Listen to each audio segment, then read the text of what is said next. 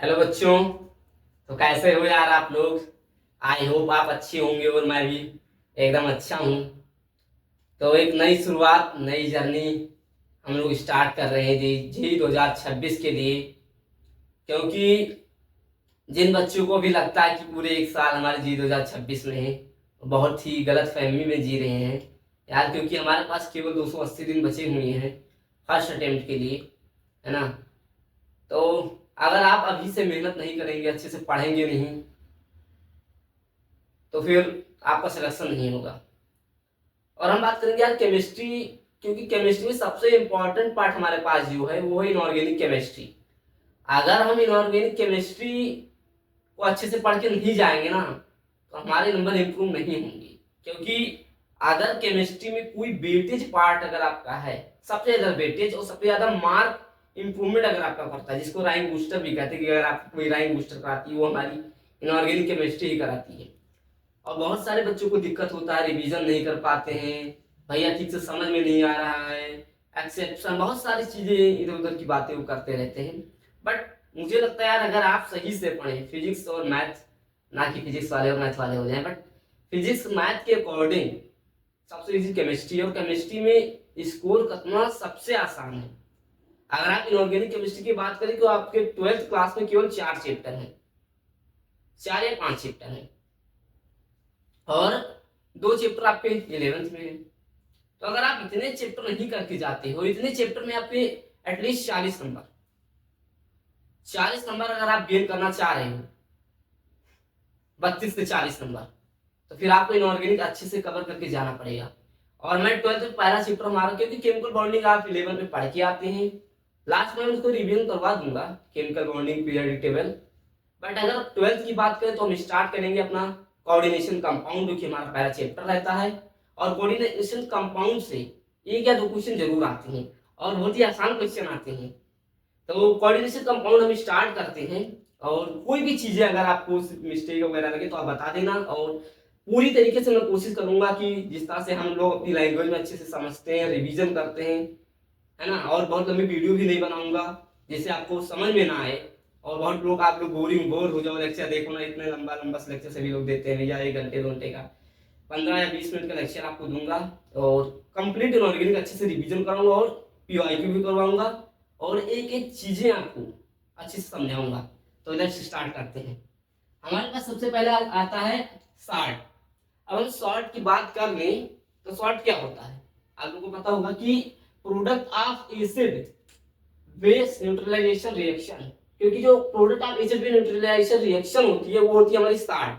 अब हम क्या लेते हैं एसिड बेस, अब हमारे पास बेस हो जाता है NaOH, प्लस हम लेते हैं एसिड HCl, तो क्या बनेगा हमारे पास सॉल्ट, सॉल्ट बनेगा NaCl प्लस वाटर क्या निकल जाएगा हमारा H2O।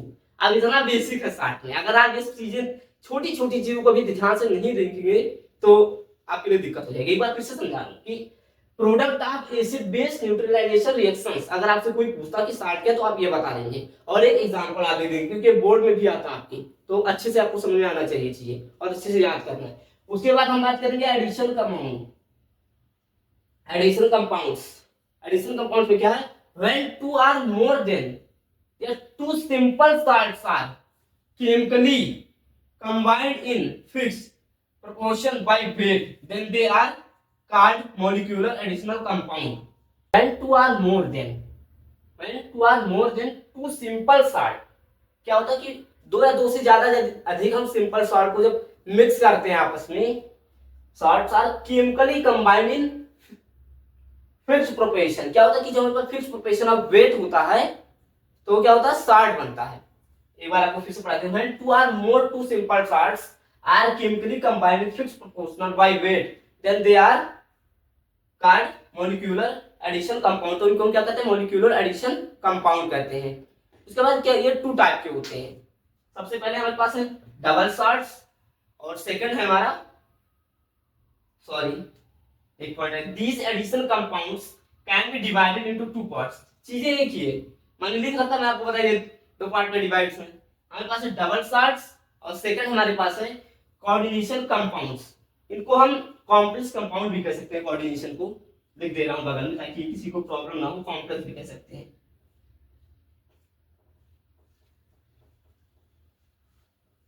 कॉम्प्लेक्स कंपाउंड भी इनको कह सकते हैं। अब आगे मूव करते हैं। अब हम बात कर रहे हैं डबल शॉर्ट्स। डबल शॉर्ट्स क्या होते हैं, एक बार डेफिनेशन देख लेते हैं क्या होता है। Those which lose identity in solution, जो सॉल्यूशन में अपनी आइडेंटिटी लूज करते हैं। क्या होते हैं, जो सॉल्यूशन में अपनी आइडेंटिटी लूज करते हैं। सेकंड हमारे पास ion does not lose their own identity. अब यहाँ पे इसको भी लूज मत करवा देना, जो आयन होते हैं वो सॉल्यूशन में अपनी आइडेंटिटी लूज नहीं करते हैं। यहाँ पे एक चीज देख लेना कि जो दोज व्हिच लूज आइडेंटिटी, जो लूज कर देते आइडेंटिटी में, और एक होता कि आयंस, हमें आयंस क्या, आयन जो आइडेंटिटी पे लूज नहीं करते हैं, जो आयन वाटर में लूज नहीं करते हैं। एक चीज आपको सिंपल सा ध्यान रखना है, आयन गिव्स पॉजिटिव टेस्ट, और आयन हमेशा जब उनका टेस्ट होता है हमेशा पॉजिटिव टेस्ट देते हैं। जो नेगेटिव होते हैं वो आयन नहीं होते हैं, जो पॉजिटिव टेस्ट देंगे वो हमारे आयन होंगे। अब हम एग्जांपल एक आपको दिखाते हैं एक बार क्या है। K2SO4 एक सिंपल सा एग्जांपल पहले आपको बता दे रहा हूँ कि आप लोगों ने फिटकरी तो देखी होगी एलम। अब आपको फिटकरी मान लो लेके आओ, पानी गंदा हो गया आपके यहाँ, आरओ का कोई विषय नहीं है, अब आपकी मम्मी ने भेजा आप फिटकरी लेके आए। अगर आप दुकान पर गए तो उसी टाइप फिटकरी लाने, और जब तक आप घर पहुंचे, मान लीजिए आपने 100 ग्राम का फिटकरी लिया, तो क्या घर पहुंचने तक आपके पास 100 ग्राम ही फिटकरी रहेगा? बताइए, नहीं रहेगा ना, थोड़ा उसमें चेंज आएगा। वही चीज ये कह रहा है। तो K2SO4 प्लस Al2SO4 का होल थ्राइस प्लस 24H2O, क्या आप कराएंगे, इस डायरेक्शन का आएंगे तो क्या बनेगा हमारे पास K2SO4। एक बार आपको सही देखिए, मैं इधर बुलाता हूं। K2SO4 Al2SO4 का होल थ्राइस इंटू 24H2, क्या बन गया, एलम बन गया। क्या होगा, फिटकरी। एक बार से आप लोग लर्न भी कर लेंगे, ये फिटकरी का फॉर्मूला टाइप का होगा, इसे लर्न भी कर लेंगे। अब इसका जब एक्वस में रिएक्शन कराएंगे तब हमारा क्या निकलेगा, एक्वस में बता रहा हूं, एक्वस में कराएंगे तो K2 से क्या बनेगा, K प्लस बनेगा। और हमारा Al2SO4 का जब हम कराएंगे एल्युमिनियम Al3 प्लस, और इसका हम कराएंगे तो क्या बनेगा पास SO4 2 माइनस इंटू 24H2। ये हमारे पास रिएक्शन बनेगा, किसमें, एक्वस में बनेगा, एक्वस सॉल्यूशन में। अब हम नेक्स्ट टॉपिक में मूव करेंगे, कॉम्प्लेक्स कंपाउंड्स और coordination compounds. Coordination compounds, those which retain their identity in solution, जो क्या मतलब, which retain their identity in solution, जो सॉल्यूशन में अपनी आइडेंटिटी रिटेन करते हैं। सेकंड हमारे पास है ion lose their on identity, ions होते हैं वो अपनी आइडेंटिटी लूज कर देते हैं। थर्ड हमारे पास है each ion does not give positive test, जो सभी आयन होते हैं वो पॉजिटिव टेस्ट नहीं देते, कुछ नेगेटिव भी टेस्ट देंगे। एग्जांपल पे हम देखते हैं, FeCl का whole two twice plus KCl तो रिएक्ट होती है अपने K4 FeCl का होल 6। और जब हम इसका एक्वस सॉल्यूशन कराएंगे तो ये बनेगा, इधर हो जाता हूं ताकि आपको देखिए, 4K प्लस एंड FeCl का होल 6, ये हमारे पास बनेगा एक्वस पे। और एक इंपॉर्टेंट पॉइंट आपको से बताता हूं कि एक इंपॉर्टेंट पॉइंट हमारे पास, कॉम्प्लेक्स बनाते समय central metal atom oxidation state को चेंज नहीं करते। जो सेंट्रल मेटल एटम होते हैं, CMA होते हैं, वो ऑक्सीडेशन स्टेट को चेंज नहीं करते हैं। नेक्स्ट टॉपिक पे मूव करते हैं। तो यार जितने भी हमने टॉपिक्स पढ़े अभी, अब हम पर दो क्वेश्चन, ज्यादा नहीं 2 क्वेश्चन आपको दे रहे हैं, और मैं आपको एक बार बता रहा हूँ कैसे करने हैं। और 2-3-4 क्वेश्चन अगर अभी से आप ट्राई करते रहोगे तो आपके लिए बेटर रहेगा, और अभी से 1-2 क्वेश्चन करोगे तो आपके टॉपिक क्लियर होंगे। अगर आपसे क्वेश्चन नहीं हो रहे तो फिर दोबारा आप लेक्चर को देखें, फिर से रिवीजन करें। तो एक बार क्वेश्चन को आपको बताते हैं। Some salts although containing 2 different metallic elements give test for one of them in solution such salts are. क्या है कि कुछ सॉल्ट्स हमारे पास होते हैं कंटेनिंग क्या, 2 डिफरेंट मेटालिक एलिमेंट्स, जब हमको 2 डिफरेंट अलग अलग मेटेलिक एलिमेंट के साथ टेस्ट करवाते हैं तो कौन सा टेस्ट को देते हैं। इनमें से कौन सा टेस्ट लेंगे? मेटालिक लिखा हुआ है आप, एक चीज ध्यान रखना आप लोग, मेटालिक एलिमेंट सबसे इंपॉर्टेंट पॉइंट इसमें यही है, क्योंकि अगर यहाँ पे कुछ दूसरा चीज आ गया तो फिर क्वेश्चन मिस्टेबल। तो आप बताएंगे क्या इसका आंसर। और सेकंड हमारे पास है एक्वा सॉल्यूशन। एक्वा सॉल्यूशन एक बार इधर हो जाता है कि आपको क्लियर दिखे। Aqua solution aqua solution of FeSO4 gives test for both Fe2 plus and SO4 2 minus, but after addition जब इन दोनों को हम ऐड करते हैं of excess of KCN solution, किसके साथ? केसीएन सॉल्यूशन के साथ, causes to give test for Fe2 plus, this is due to the formation of, जब Fe2 plus टेस्ट हमको देता तो किस रीजन के साथ होता है, क्यों देता है Fe2 plus, ये रीजन आपको बताना है। क्या देता है? डबल किसकी वजह से था? अभी आपको बताया भी था, कॉम्प्लेक्स कंपाउंड सेम होते हैं, है ना।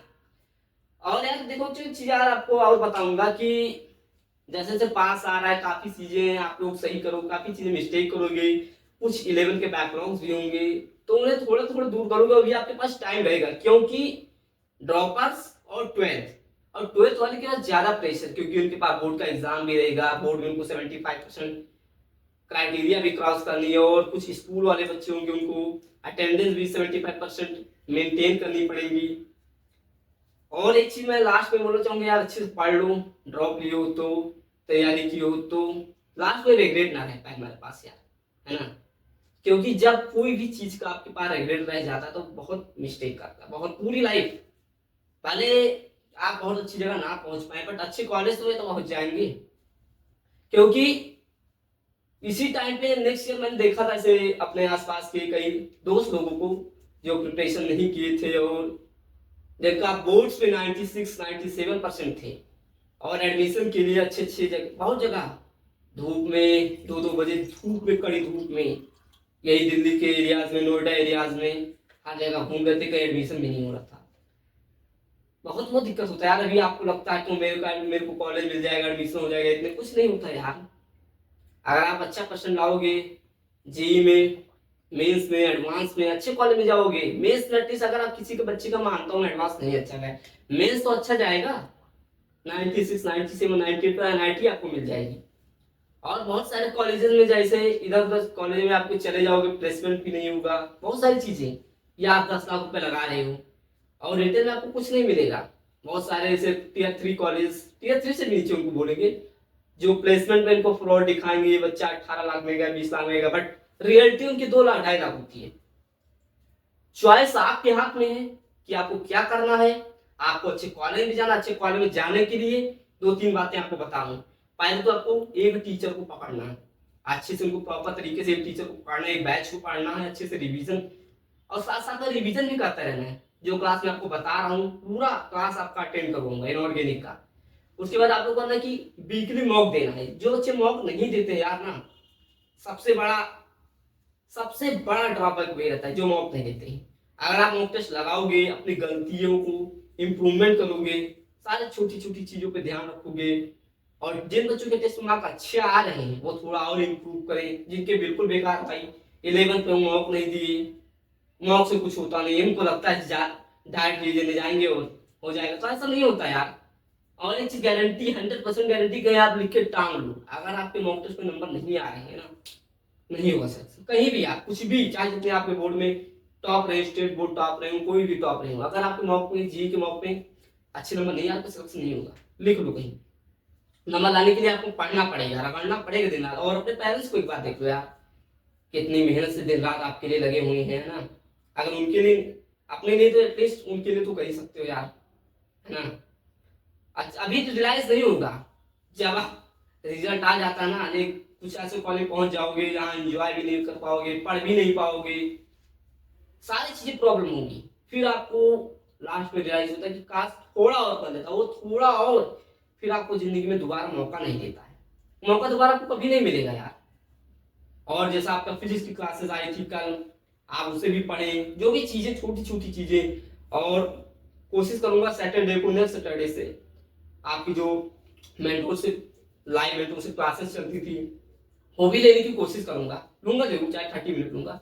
और आप छोटी छोटी कमियां, सारी चीजें दूर करो यार, मैं भी इम्प्रूव करवाऊंगा, ताकि आप अच्छे नंबर कर सकूं और अच्छे कॉलेज में जा सकूं। एटलीस्ट मेरे से जितना हो पाएगा, आदर्श से जितना हो पाएगा सभी लोग जरूर करेंगे। तो मिलेंगे नेक्स्ट लेक्चर में, तब तक के लिए thanks for watching and subscribe Jivanta channel.